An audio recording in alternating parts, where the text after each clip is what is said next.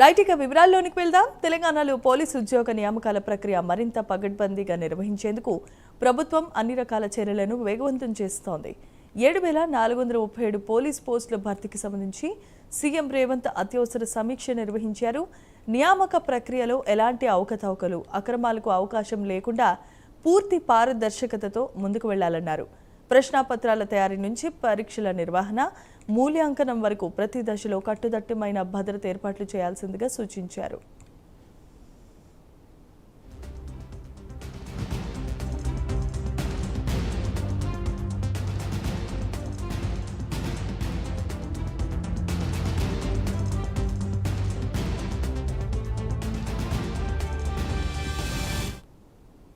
పరీక్షా కేంద్రాల వద్ద ప్రత్యేకమైన నిఘా ఏర్పాటు చేయడంతో పాటు పరీక్షలకు భంగం కలిగించే ప్రయత్నాలు ముందుగానే గుర్తించి అడ్డుకోవాలన్నారు.